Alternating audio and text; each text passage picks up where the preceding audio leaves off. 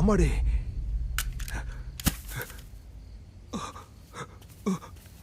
ஆனா உனக்கு எதுவும் ஆகலம்மா? நேத்துல இருந்து நான் ரொம்பவே டென்ஷன்ல இருந்தேன். அந்த கிட்னாப்பர்ஸ் உன்னை ஏதாவது பண்ணிடுவாங்களோன்னு. நல்ல வேளை கடவுள் இருக்காரு. என்னோட வேண்டுதல் வீண் போகலமா.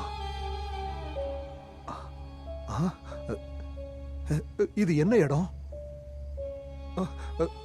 நான் ஏன் இங்க வந்த? நீ இங்க என்ன பண்ற? அந்த கிட்னாப்பர்ஸ் கிட்ட இருந்து நீ எப்படி தப்பிச்சு வந்த? எனக்கு ஒண்ணுமே புரியல. எனக்கு ஒன்னும் புரிய வேண்டாம். எனக்கு நீ கிடைச்சிருக்கல, அது போதும். வா வா, நம்ம வீட்டுக்கு போலாம். வா வா.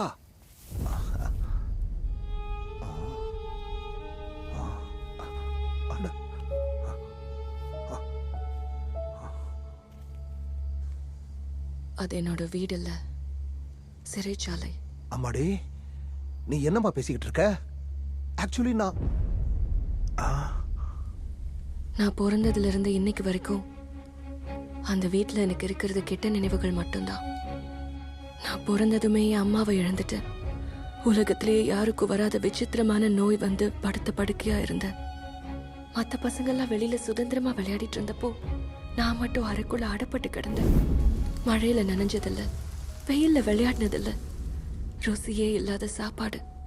எப்பவாவது வெளியில போற வாய்ப்பு கிடைச்சப்ப கூட என் கண்கள் கட்டப்பட்டு உலகமே இருளா காட்டப்பட்டது.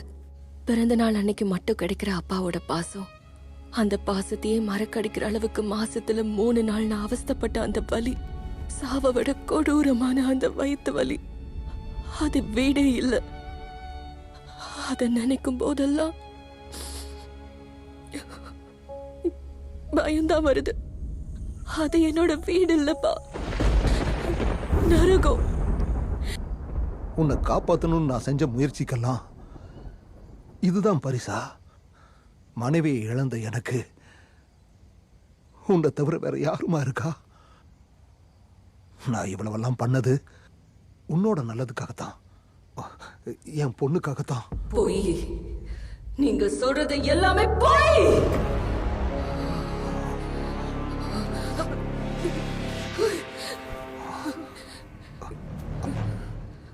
நீங்க சொல்ற ஒவ்வொரு காரணமும் போய் தான்.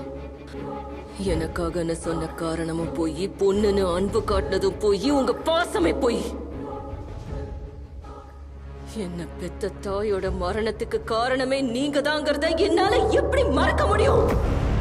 உங்களுடைய பொய்யான பாசம், சுயநலம், பேராசை, இதெல்லாம் தப்புன்னு தோணல? தப்பில்லையா? Good, very good. ஆனா உன் அப்பாவையே தப்பானவன்னு சொல்ற அளவுக்கு நீ வளர்ந்துட்டியா? எஸ், ஆனா உங்க அம்மாவை கொண்டது நான் தான். அது கூட உனக்காகத்தாமா. இல்ல இல்ல, நீயே சொன்ன மாதிரி உனக்குள்ள இருக்கிற பவருக்காக. உனக்குள்ள இருக்கிற பவர்னால நீ எல்லாத்தையும் தெரிஞ்சுக்கிட்டு இங்க வந்திருக்கேன்னு எனக்கு நல்லா தெரியும். அட ஆமாமா, ஆமா. இது எல்லாம் பண்ணது என் சுயநலத்துக்காக, பேராசையில, அந்த பவருக்காக.